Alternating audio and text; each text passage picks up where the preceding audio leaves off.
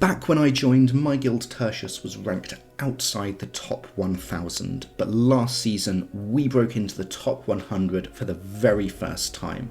I believe with the right direction, your guild can too. Here are my 7 tips for how to grow your guild in Tacticus. Before we get into it, massive shout out to every member of Tertius past and present. This is such an achievement. Really proud of you guys, it's been a real honour. Next stop, top 50. But without further ado, let's get on with the video.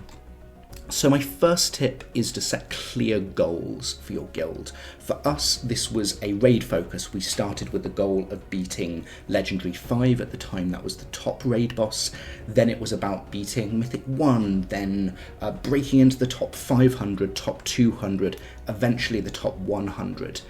We set these goals, we communicated them to everyone, we got everyone excited about these long-term goals.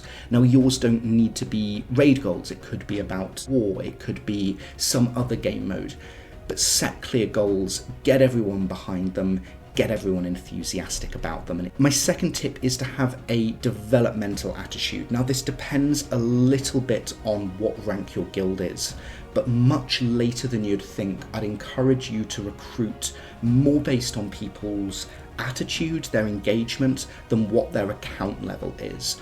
I would rather take somebody who's a little bit lower level in terms of their account, but has really good focus, has a good understanding of the game, has the right kind of attitude, and then work with them to develop a really good roster, develop a really good team. In the long run, I think they're going to be a better contributor to your guild than somebody who starts more powerful but is a little bit stagnant. As an example, there's someone in my guild, and I'm not going to embarrass him and name names, but when he first joined our guild, he was one of our lower contributors. But he was always using all of his tokens, really chatty and friendly, great attitude, someone we all really wanted in the guild, and really focused moving in the right direction. Now he's one of our bigger hitters. He's in I'd say the top third of our damage dealers. We stuck with him, now we're getting the positive results of that because we had a developmental attitude rather than a cutthroat attitude. In general, I don't think you can recruit your way up to the top, at least not in a sustainable way, not long term. Find the right people and build and develop them. That's how you get a stable high level guild, rather than trying to be a bit mercenary. As a contrary example, I know of a guild that did the opposite. Every season the leader would cut the bottom, sometimes 4, 5, 6 players, and would then recruit the most powerful accounts that he could. Now in the short term, his guild had loads of progression, but because he'd created this mercenary cutthroat attitude, half of his players jumped to other guilds as soon as they had the opportunity. Work with your players, show some loyalty to them, and they'll show that loyalty back to you. Now for my third tip, I want to be really clear. If you've got an active player who's got good token usage, good development, and they go through a difficult time, maybe they're unwell, maybe they have a bereavement, I think you should stick with them. First of all, I think it's good for the guild in the long run. If you show them that loyalty, they'll show that back to you. But secondly, even if it wasn't best for your guild, I think it's just the right thing to do on a human level.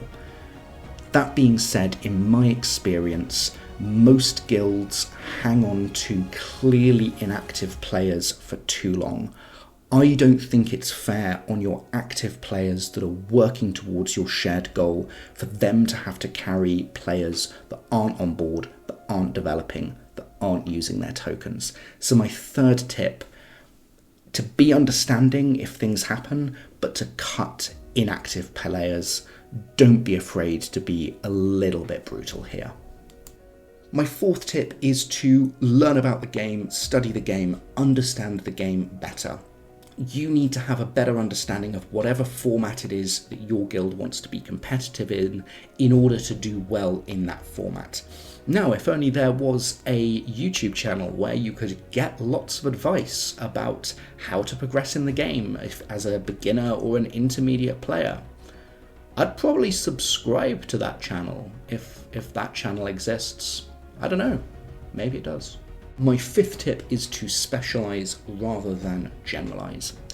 I advised a guild once who had the attitude that every one of their players was trying to build all of the meta raid teams. Their thinking was, well, if everyone has all of the meta raid teams, we can go against every single boss with the best theoretical answer. I think they were mistaken. You're far better off splitting up in your guild and some of you working on, say, a mech team, some of you working on a battlesuits team, some of you working custodes or neuro. Take different specializations yourself and push that really, really high, get as strong as possible with that particular team. Specialize and work together rather than everyone trying to generalize. My sixth tip is to consider forming an alliance or cluster. Alliances or clusters, two names for the same thing, are groups of guilds that come together to share information, ideas, tactics, replays, a sense of community. Sometimes alliances and clusters recruit together or have members move between different guilds within the alliance. My guild, Tertius, is part of the Paladins of Gork Alliance. This has been phenomenally helpful for us. We've had a top 50 guild that's been able to give us loads of good strategies and ideas. We've been able to see other guilds in the Alliance do really well, and that's inspired us. We've sometimes swapped players between different guilds, and that's often been really productive. Now, the one thing I would say, if your guild wants to become part of an alliance or cluster, don't try to set this all up yourself. In my experience, it's too much work for one person, one guild to really grow out. I would suggest start with perhaps 2 or 3 other guilds that have a very similar attitude or ethos, either complementary or similar goals. For instance, you could have one guild in the cluster that's the war guild and one that's more raid focused, or all of you are raid focused and you're sharing ideas together, but look for other guilds that want to form an alliance or cluster together. I think that's the most productive way to get one of these off the ground. The 7th tip, probably the most important tip, is to build a community, not just a guild. People come to Tacticus for the heroes, for the lore, for the game, but they stay for the people they meet. Tertius would not have broken into the top 100 if it wasn't for the amazing group of people that came together, shared stories, memes. A few of our guys have met up, shared a beer, watched a football game. That's really the glue that gets a guild working together to really achieve something special.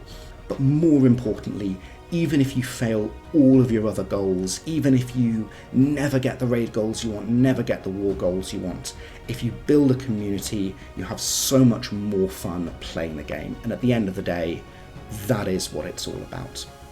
If you've enjoyed this video, please do subscribe to the channel. We're hurtling towards 1,000 subscribers. I'd love to get there by the end of the month. And even if you're not subscribed, just watching, I'm always really thankful for it.